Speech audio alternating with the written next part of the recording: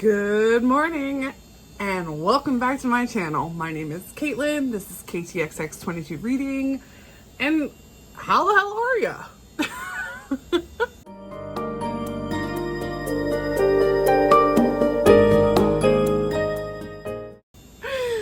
I'm coming at you today with a book review for Mexican Gothic by Silvia Moreno-Garcia. First off, this book is gorgeous. The cover, like, so pretty. Second off, I love this. I love this book. I am going to describe it before I tell you a little bit what it's about. But I compare it to Daphne du Maurier's Rebecca meets Nick Cutter's body horror. I know what you're thinking. Nick Cutter is a foul individual when it comes to writing body horror, and I'm just gonna let you know, Moreno-Garcia freaking killed it in this book. If you are going into this book thinking it is your typical thriller, you are wrong. It's a horror book. It hasn't tried to be anything that it's not. And I think a lot of people, because it was a popular release, i.e. book of the month, picked it up. So a lot of people are like, oh, this cover looks great. It sounds really spooky. I like thrillers. And then they're going to get into this. And as it comes to the close of the book, they're going to be like, what the heck did I just read? It's horror. The best part about reading horror is that you suspend belief of what happens in the normal span of things. That's the difference, in my opinion, between your typical thriller, which is usually people, bad things happening, and a horror novel, which can be anything. It can be demonic possession, it can be worms in your body, it can be ghosts, goblins, ghouls, vampires, the whole span of the supernatural creative hoopla. That's your warning. When you come into this book, don't expect the typical. It's a horror book.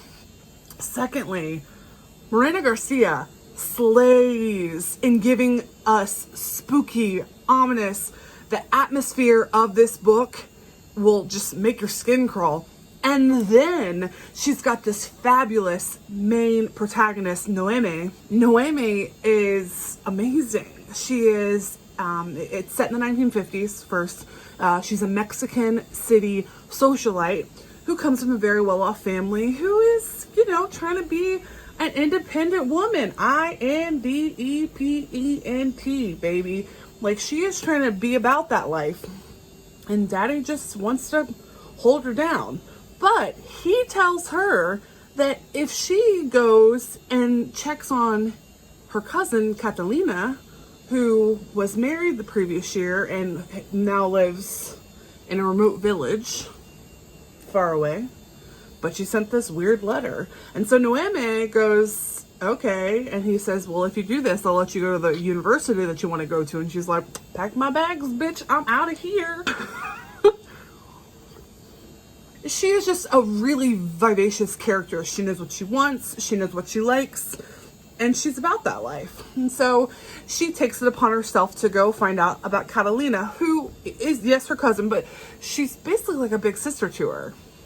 After arriving and meeting her cousin's now family, it's weird, it's creepy, it's this house is dilapidated, it needs updated, and what's going on?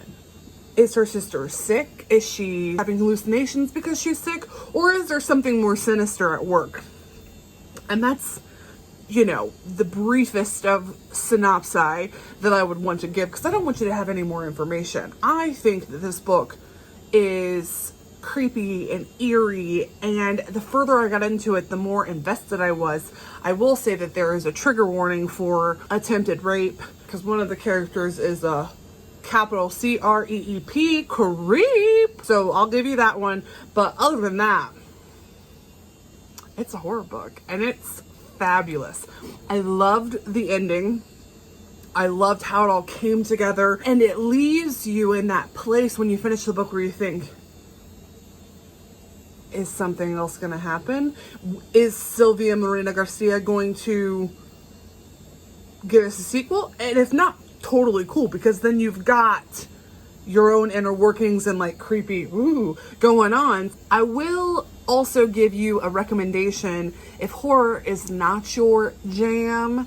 A book that I think is similar, but it's not in the horror realm, is more in the thriller realm, and that's Lock Every Door by Riley Sager. I enjoyed that book, but it's not my favorite Sager novel, but that is the closest comparison that I can make that crosses into the thriller genre versus this is definitely horror. Yeah, no, Mexican Gothic is obviously, it's a 5 out of 5. I like the characters, I like the story, and I like after the reveal, there's still a bunch of storytelling left and a bunch of conflict. It's great. Definitely recommend it. Check it out. Anyway, I hope you guys have a freaking great rest of your day, that you have already started reading your spooky books in preparation for fall, because I have been. I will talk to you guys in the next video. Like, subscribe, all the good stuff. See you later.